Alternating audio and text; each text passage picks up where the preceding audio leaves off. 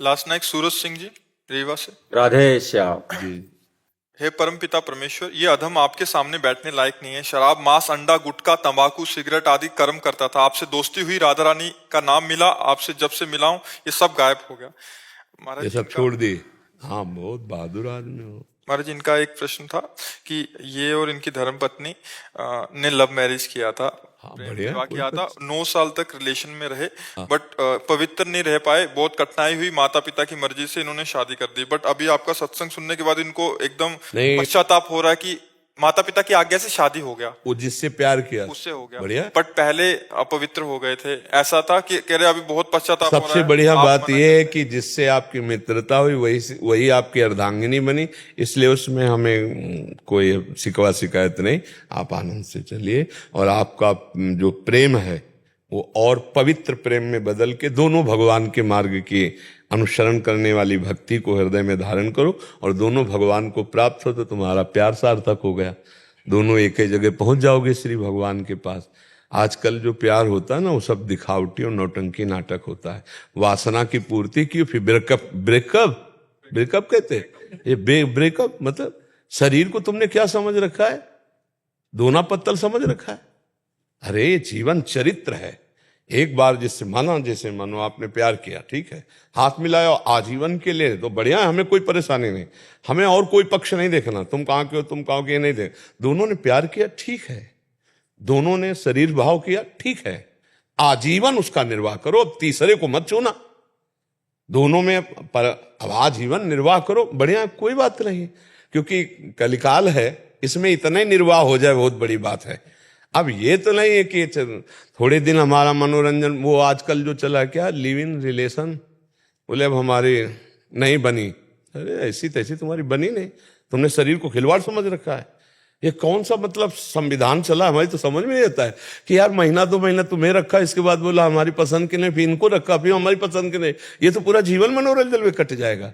और उसकी हालत क्या हुई जिसको तुमने कह दिया पसंद नहीं, तो मतलब ये क्या रह गया, उसका जीवन क्या रह गया, तुम्हारा जीवन क्या? क्यों लिव इन रिलेशन का मतलब यही तो है ना, हमें जैसा बताया गया, हमें तो पता नहीं। अंग्रेजों का चाल चलन।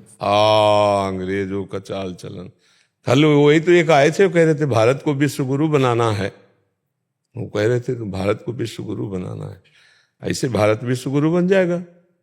बेविचार नहीं बढ़ रहा हमारे भारत में, सोचो तो हम कैसे विश्व गुरु बन सकते हैं? कैसे बन सकते हैं जब हमारे घर में ही पोल है? तो हम घर के गुरु तो बन नहीं पा रहे हैं।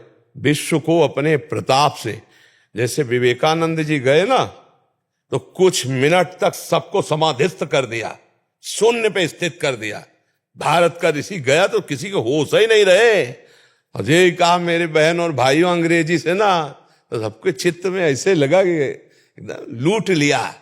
और वो नव युवक शरीर, वो तेज, वो ब्रह्मचर्य भारत का जो ऋषि है उसका प्रभाव है। तब सबने माना कि हाँ विश्व गुरु के लिए तो मतलब, तो हमें लगता है कि प्रेम निषेध नहीं, हम भी नहीं करते, इस बात का निषेध नहीं करते। दोस्ती करो लेकिन आजीवन के लिए करो, ये हम पहले से कहते चले आ रहे हैं। हम दोस्ती का निषेध नहीं करते, लेकिन तब तक जब तक तुम्हारा ये निर्णय पक्का ना हो जाए कि तुम दोनों दोस्त आजीवन एक साथ रहोगे, तब तक उसको पवित्र रखो।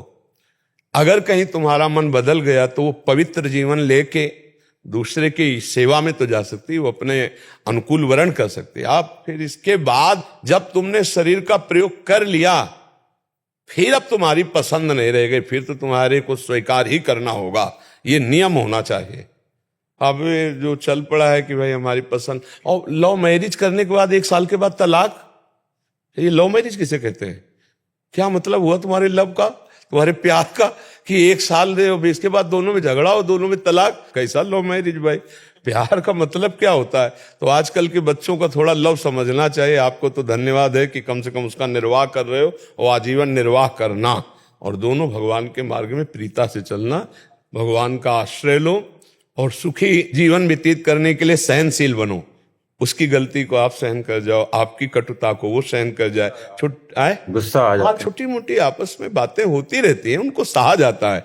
ऐसा नहीं कि किसी को, जहां घर गृहस्थी परिवार 4 लोग रहते हैं वहां कभी थोड़ा प्रतिकूलता हो जाती, कभी एक को गुस्सा आ जाती तो एक सह गया, कभी उसको गुस्सा आ गई तो आप सह गए। इसका मतलब अपना नतीजा संबंध विच्छेद तक नहीं पहुंचना चाहिए, अपना नतीजा घंटा आध घंटा में फाइनल हो जाना चाहिए। सॉरी, क्षमा करो, मुस्कुरा दिया वो पानी पानी हो जाएगी।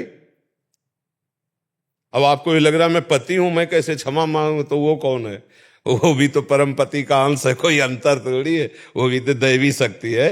जब आपसे गलती हो गई तो आप राधे श्याम, उनसे गलती हुई तो आप, तो बढ़िया प्यार में जिंदगी। और गलती क्या है, थोड़ी थोड़ी मन की प्रतिकूलता को तो सहना चाहिए एक दूसरे से, और नाम जप करो, बढ़िया चलो। सच्चे वीर यही हो कि अपने अंदर के विकारों को मिटा दें।